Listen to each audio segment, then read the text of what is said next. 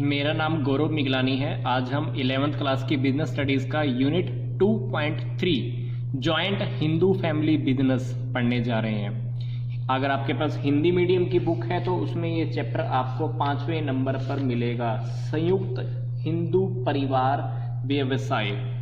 तो आज हम जानते हैं कि जॉइंट हिंदू फैमिली क्या होती है, उसका मीनिंग क्या है, जॉइंट हिंदू फैमिली बिजनेस का मीनिंग क्या है, जॉइंट हिंदू फैमिली बिजनेस के अंदर कर्ता जो हमारी जो फैमिली का जो मेन मेंबर होता है, मुखिया होता है, उसका क्या खास बात आपको इस चैप्टर में पढ़ने को मिलेगी। फीचर्स, मेरिट, डीमेरिट, बहुत ही इजी चैप्टर है। मैं आप सबको एक ही बात बोलना चाहूँगा, आप बुक में से कोई भी चैप्टर जब भी स्टडी करते हैं तो चैप्टर स्टडी करने से पहले उस चैप्टर को 2 मिनट के अंदर एक बार ये देख लिया करो कि चैप्टर के अंदर कौन कौन से टॉपिक हैं, ताकि जब आप चैप्टर पढ़ना स्टार्ट करो तो आपके लिए चैप्टर पढ़ना बहुत ही आसान हो जाता है। और किसी भी चैप्टर की सबसे खास बात, अगर किसी भी चैप्टर को आप सबसे आसान बनाना चाहते हो तो सबसे पहले उस चैप्टर का जो इंट्रोडक्शन का जो पार्ट है, मीनिंग का जो पार्ट है, उस पार्ट को बहुत ध्यान से पढ़ लेना चाहिए। क्योंकि अगर हम उस चैप्टर का मीनिंग समझ जाते हैं तो आप ये समझ लो कि 70% उस चैप्टर की प्रॉब्लम हमारी वहीं पे ही सॉल्व हो जाती हैं। तो आओ सबसे पहले हम ये देखते हैं कि जॉइंट हिंदू फैमिली का मतलब क्या होता है। अगर आप जॉइंट हिंदू फैमिली बिजनेस को समझना चाहते हैं तो उससे पहले हम ये देख लेते हैं कि जॉइंट हिंदू फैमिली का मतलब क्या है।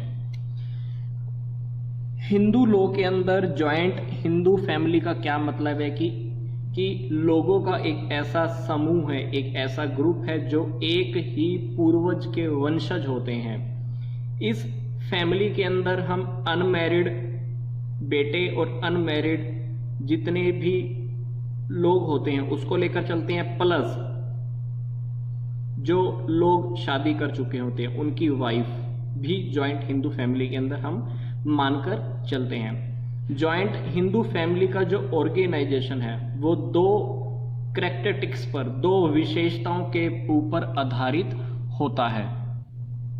सबसे पहला है कोपोशनरी और दूसरा है कॉमन प्रॉपर्टी। हिंदी में आप पहले वाले को आप बोल सकते हैं सहभागिता और दूसरे वाले को बोल सकते हैं सामान्य संपत्ति। तो जॉइंट हिंदू फैमिली के अंदर ये कहाँ कहाँ से बनता है। सहभागिता के अंदर मतलब पहले वाले पार्ट में क्या होता है, जैसे ही एक व्यक्ति परिवार में जन्म लेता है तो उसको अपनी पारिवारिक संपत्ति के अंदर हक अधिकार मिल जाता है, इसी को हम बोलते हैं सहभागी। और ये सदस्य, ये मेंबर क्या होता है, एक परिवार की जो भी प्रॉपर्टी होती है उस प्रॉपर्टी के अंदर वो विभाजन की मांग भी कर सकता है। मतलब सबकी प्रॉपर्टी अलग करो, मुझे मेरा हिस्सा अलग करके दे दो। दूसरी बात करते हैं कॉमन प्रॉपर्टी। इसके अंदर क्या होता है कि एक जब कानून के हिसाब से जब जॉइंट हिंदू फैमिली को हिंदू अनडिवाइडेड फैमिली की मान्यता मिल जाती है, उसको परमिशन मिल जाती है कि आप जॉइंट हिंदू अनडिवाइडेड फैमिली बना सकते हो। तो इसका मतलब क्या होता है कि जॉइंट हिंदू फैमिली वालों को जब ये लगता है कि वो अपना बिजनेस परिवार के मेंबर्स के कल्याण के लिए, वेलफेयर के लिए जब चला रहे हैं तो कानून उनको परमिशन दे देता है कि आप अब हिंदू अनडिवाइडेड फैमिली बना सकते हो। बिल्कुल सिंपल सा चैप्टर है ये। इस चैप्टर के अंदर अब हम पढ़ने जा रहे हैं आगे एक सिंपल सा टॉपिक। ये क्या है, स्कूल्स ऑफ हिंदू लॉ। इसके अंदर हमको क्या 2 टॉपिक सिंपल से पढ़ने हैं, मिताक्षरा और दूसरा है दया भाग। मिताक्षरा क्या है, असम, बंगाल और ओडिशा को छोड़कर हमारे देश के बाकी भागों में मिताक्षरा अप्लाई होता है। इसके अंदर क्या है, इस संप्रदाय में क्या होता है कि जैसे ही एक बेटे का जन्म होता है तो बेटे के जन्म होने के साथ ही उसको अपने फादर के साथ अपने पूर्वजों की जितनी भी प्रॉपर्टी होती है उस प्रॉपर्टी के अंदर उसको हिस्सा लेने का उसको हक मिल जाता है। और जब वो बेटा बड़ा हो जाता है तो अपनी पारिवारिक प्रॉपर्टी के अंदर डिवाइड करने की भी डिमांड कर सकता है कि अगर आप डिवाइड करना है तो आप डिवाइड करो और मुझे मेरा हिस्सा दे दो। फिर होता है दया भाग। दया भाग क्या है? यह अप्लाई होता है असम में, बंगाल में और ओडिशा में। इसमें ऐसा नहीं होता है। पुत्र का जन्म होगा तो संपत्ति में उसका कोई अधिकार प्राप्त नहीं होता है, परंतु जब पिता की मौत हो जाती है, उसके फादर की मौत हो जाती है, तो वो अपनी प्रॉपर्टी के अंदर, उस प्रॉपर्टी के अंदर हक ले सकता है। ये हमने अभी अभी पढ़ा कि मीनिंग क्या है जॉइंट हिंदू फैमिली का, और हिंदू लॉ के स्कूल्स क्या है, मिताक्षरा एंड दया भाग। इसमें जन्म लेते ही प्रॉपर्टी में हिस्सा, इसमें पिता की मृत्यु के बाद ही प्रॉपर्टी में हिस्सा मिल पाता है। अब हम पढ़ने जा रहे हैं कि जॉइंट हिंदू फैमिली बिजनेस का मीनिंग क्या है। ये बात मैं आपको फिर से नोटिस करा रहा हूं। ये हमने क्या पढ़ा, जॉइंट हिंदू फैमिली का मीनिंग। अब हम पढ़ने जा रहे हैं जॉइंट हिंदू फैमिली बिजनेस का मीनिंग। बहुत ही इजी टॉपिक है ये भी। It refers to that form of business organization under which all the members of the joint Hindu family carry a business under the control of the मुखिया और कर्ता of the family। ये business की वो organisation होती है जिसके अंदर, फर्म के अंदर, मतलब जॉइंट हिंदू फैमिली के अंदर जितने भी मेंबर्स होते हैं वो किसकी गाइडेंस और देखरेख में काम करते हैं? जो हमारा फैमिली का सबसे सबसे बड़ी एज का मेंबर होता है, जिसको हम मुखिया भी बोलते हैं, जिसको हम कर्ता भी बोलते हैं। पूरा का पूरा जो कंट्रोल होता है वो कर्ता के हाथ में होते हैं। सारी की सारी गाइडेंस हमको उसी से लेनी पड़ती है। सारा का सारा कंट्रोल भी कर्ता ही करता है।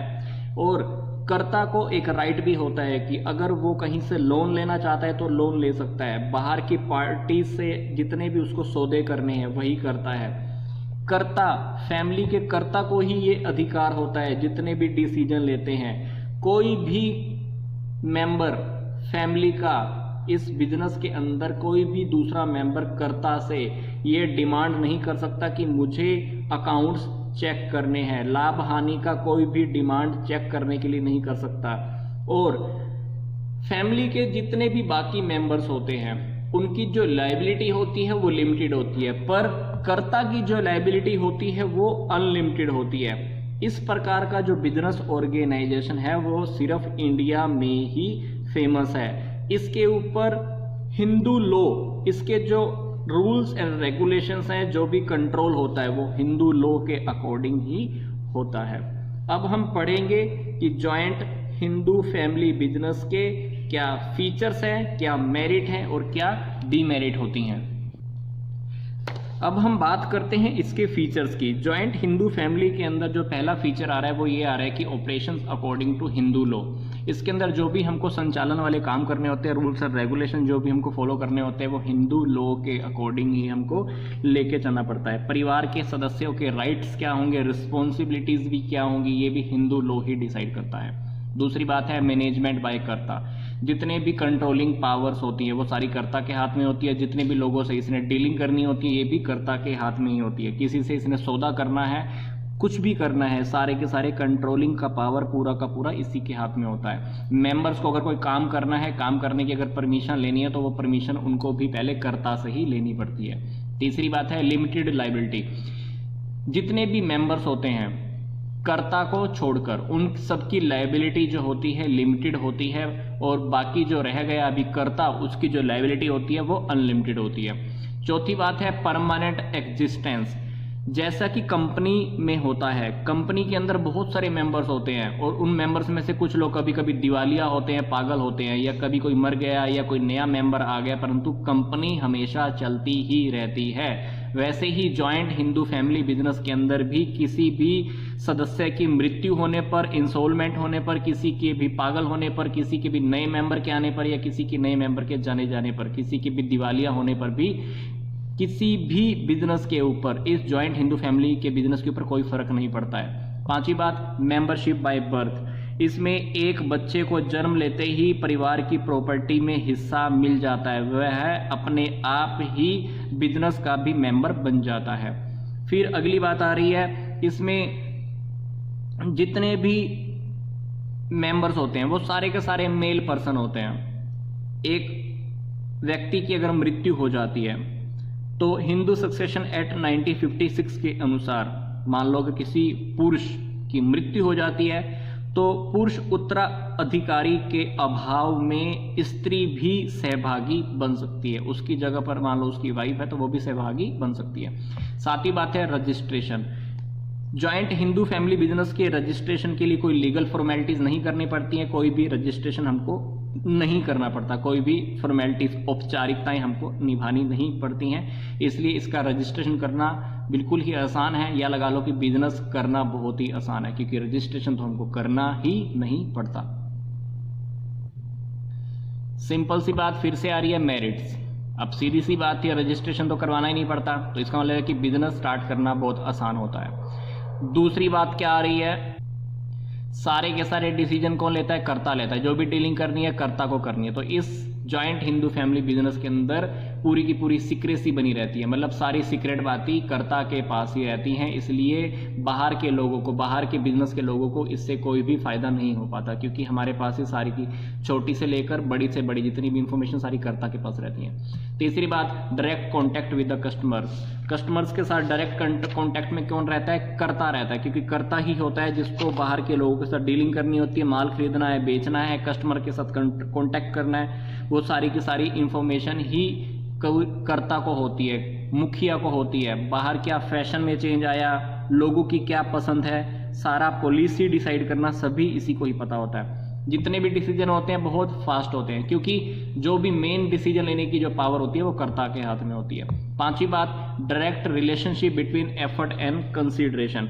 अब कर्ता ही पूरा का पूरा प्रॉफिट वही उसी को ही मिलता है, इसलिए वो ज़्यादा प्रॉफिट की चाहने की वजह से वो सारा का सारा रिस्पॉन्सिबिलिटी भी लेता है, कामों को बहुत अच्छे से करता है, इसलिए वो मेहनत पूरी करता है, क्योंकि जितना एफर्ट करेगा उसका रिजल्ट कंसीडरेशन भी उसको उतनी ही मिलती है, फायदा भी उतना ही मिलता है। छठी बात, एडवांटेजेस ऑफ इनहेरिटेबल इक्वलिटी। मतलब परिवार के सदस्य भी परिवार की प्राचीन आदर्श परंपराओं को बनाए रखते हैं। मतलब ये बिजनेस लगातार चलता रहता है, पहले एक पुश्त ने चलाया, फिर दूसरी उसकी पुश्त आ गई, फिर तीसरी जनरेशन, फिर चौथी जनरेशन, फिर छठी जनरेशन, सातवीं जनरेशन। इसी तरह से इनको क्या होता है, अपने परिवार की बनाई हुई गुडविल का भी फायदा मिलता रहता है। जैसे आज के टाइम में अनिल अंबानी, मुकेश अंबानी, धीरू भाई अंबानी से हमारा बिजनेस स्टार्ट हुआ, अंबानी अंबानी अंबानी। अब पूरा का पूरा अंबानी परिवार चाहे 500 साल बिजनेस चलाए, फिर भी ये बिजनेस किसके नाम से फेमस रहने वाला है? अंबानी फैमिली के नाम से रहने वाला है, क्योंकि अंबानी शब्द एक बहुत फेमस हो चुका है। अब हम बात करते हैं जॉइंट हिंदू फैमिली बिजनेस की लिमिटेशन की। पहली बात, लिमिटेड रिसोर्सेज। अब सीधी सीधी बात है कि अब बिजनेस अगर हमको बड़े लेवल पे करना है तो हमारे पास पैसे का रिसोर्स भी लिमिटेड ही होता है। बाहर के लोगों से हम पैसा लोन पे तो ले सकते हैं, परंतु पैसा उतना ही मिल पाएगा जितना हमारे मेंबर्स हैं या उनके अकॉर्डिंग ही हमारा चलता रहता है। इसलिए बड़े पैमाने पर बिजनेस हमारा एस्टेब्लिश नहीं हो पाता। दूसरी बात, लिमिटेड मैनेजरियल स्किल। सारी की सारी मैनेजमेंट के काम किसको करने पड़ते हैं? कर्ता को करने पड़ते हैं। उसी को ही पता होता है सारी की सारी बारीकियों का, क्या काम, क्या कमजोरी है, क्या स्ट्रेंथ है। अब कहते हैं ना कि कोई भी व्यक्ति कितना भी बुद्धिमान क्यों ना हो, परंतु सारी की सारी क्वालिटी उसी के अंदर हो, ऐसा पॉसिबल नहीं हो सकता। इसलिए दूसरे जो मेंबर होते हैं वो तो डिसीजन के अंदर बीच में आ ही नहीं सकते हैं। इसलिए सारे मैनेजरियल जो स्किल यूज करने पड़ते हैं किसको? अकेले को, कर्ता को ही करने पड़ते हैं। सारे काम वही कर पाते हैं, करना होता है। तो कभी कभी बिजनेस के फेवर के अंदर भी डिसीजन नहीं हो पाते हैं, मैनेजमेंट बिगड़ जाती है, बिजनेस फेल भी हो जाता है। तीसरी बात, अनलिमिटेड लायबिलिटी। कर्ता की जो लायबिलिटी होती है वो अनलिमिटेड होती है, और कभी कभी तो वो डिसीजन जो लेता है, हमेशा ये तो हमको पता ही है कि डिसीजन उसने खुद नहीं लेने होते हैं, इसलिए डिसीजन लेने में कभी कभी देर भी हो जाती है, और हमारे हाथ से कभी कोई एक ऐसा अवसर भी निकल जाता है जो हमको फायदा दे सकता था। इसलिए लायबिलिटी भी उसकी अनलिमिटेड होती है। अगर बिजनेस में कल की डेट में नुकसान पूरा भरना पड़ गया तो पूरा का पूरा नुकसान कर्ता को ही भरना पड़ता है। पांचवी बात, disadvantages from the centralisation of power. ये बात हमको क्या बता रही है, सारी की सारी पावर, निर्णय लेने की, मैनेजमेंट करने की सारी पावर किसके हाथ में होती है, कर्ता के हाथ में होती हैं। इसलिए कभी कभी बाकी के जो मेंबर होते हैं वो ऊब जाते हैं, काम ही नहीं करते हैं या बीच में भागीदारी ही नहीं दिखाते हैं। इस वजह से इस बिजनेस के अंदर लॉस भी होने लगता है, क्योंकि बाकी के मेंबर्स को कर्ता की ही बात माननी पड़ती है, उसके डिसीजन ही मानने पड़ते हैं। इससे क्या होता है, उनमें सद्भावना का ह्रास होता है और ये बिजनेस धीरे धीरे समाप्त होता रहता है। पांचवी बात है lack of cooperation from the members. कभी कभी इस बिजनेस में हमेशा ये देखा गया है कि जॉइंट हिंदू फैमिली के अंदर जो मेंबर्स होते हैं वो जॉइंट हिंदू फैमिली बिजनेस की प्रॉपर्टी इंक्रीज करने की बजाय क्या करते हैं, खुद की पर्सनल प्रॉपर्टी को ही बनाने में लगे रहते हैं। इससे क्या होता है, कर्ता को फैमिली के बाकी मेंबर्स का सहयोग नहीं मिल पाता और बिजनेस धीरे धीरे लॉस में भी चला जाता है, क्योंकि बाकी के मेंबर्स को तो यही लगता है कि पूरे के पूरे डिसीजन वही ले रहा है, हमारी तो सुनता ही नहीं है, हमारी तो मानता ही नहीं है। इसलिए वो लोग कर्ता को सहयोग करना बंद कर जाते हैं, तो हर कोई अपनी पर्सनल प्रॉपर्टी ही इंक्रीज करने में लगा रहता है। ऐसा अक्सर in joint Hindu family business में देखा गया है। तो ये हमारा चैप्टर पूरा हो चुका है। इस चैप्टर के अंदर हमने क्या देखा है कि जॉइंट हिंदू फैमिली का मीनिंग क्या है, कहाँ कहाँ से आया, जॉइंट हिंदू फैमिली का मीनिंग क्या, बिजनेस का मीनिंग क्या है, देन हमने पढ़ा कि इसके फीचर्स क्या है, अब हमने पढ़े इसके मेरिट्स, देन हमने पढ़ा मेरिट्स। तो ये हमारा चैप्टर पूरा हो चुका है। वीडियो देखने के लिए धन्यवाद।